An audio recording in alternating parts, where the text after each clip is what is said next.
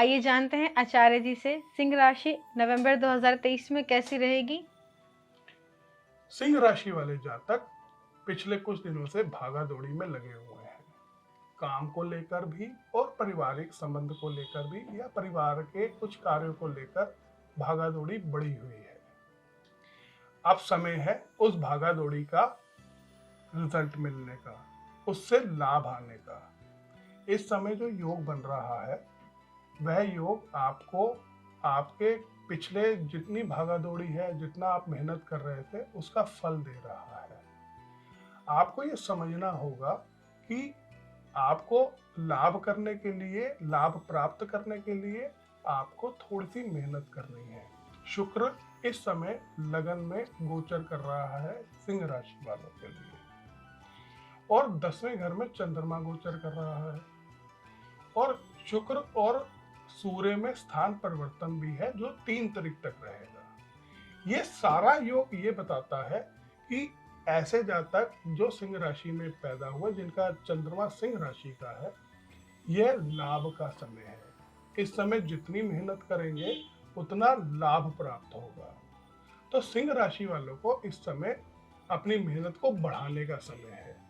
जितना आप मेहनत बढ़ाएंगे उतना आपको लाभ प्राप्त होगा। 1 से 16 तक का समय आपको अपने कार्य क्षेत्र में पूरा ध्यान लगाकर कार्य करने का समय है, जिससे आने वाला समय आपको सुख सुविधाओं को प्रदान करने के लिए तैयार है। यानी कि 17 तारीख से लेकर 30 तारीख का समय जो होगा वह आपके सुख साधनों को बढ़ोतरी के लिए आ रहा है।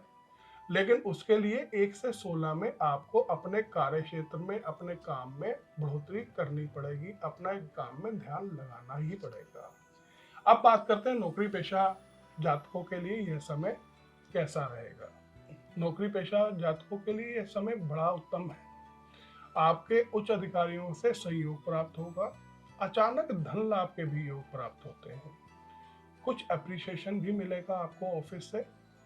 तो इस समय आपको अपना पूरा ध्यान अपने ऑफिस में और अपने कार्य क्षेत्र में लगाने की आवश्यकता है। ग्रह आपको आप उच्च पद पर भी नियुक्त करने के लिए तैयार हैं।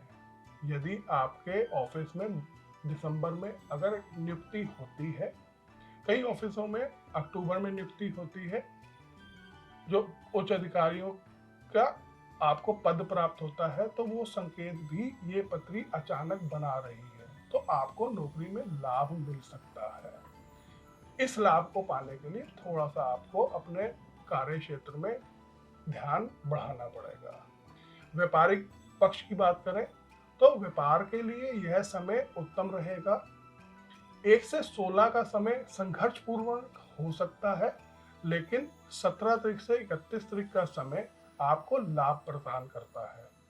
आप यदि कोई नया कार्य करना चाहते हैं तो आप 17 से 30 तारीख में करें तो आपको लाभ प्राप्त होगा।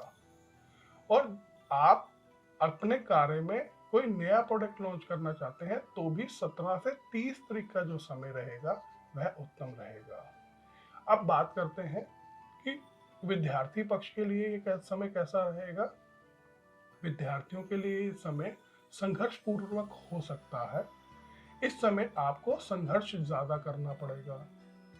आपको अपने गुरुजनों को ये दिखाना पड़ेगा कि आप पढ़ाई में सीरियस हो रहे हैं, क्योंकि पिछले कुछ समय से आप अपनी पढ़ाई को निगलेक्ट कर रहे आ रहे हैं। तो आपको थोड़ी मेहनत ज्यादा करनी है, क्योंकि आने वाला समय आपको लेजी और कर रहा है। तो अभी अगर आप लेजी होते हैं तो आप पढ़ाई में पिछड़ सकते हैं। तो प्लैनेट आपको ये कहता है कि आप थोड़ी मेहनत करें ताकि आप पिछड़े ना, और आपके लिए जो योग खुल रहे हैं उसका आप अधिक से अधिक लाभ ले सकें, क्योंकि ये समय आपको अधिक सुविधाएं प्रदान कर रहा है। अगर आप उसमें उलझ गए तो विद्या प्राप्ति में आपको परेशानियों का सामना करना पड़ सकता है।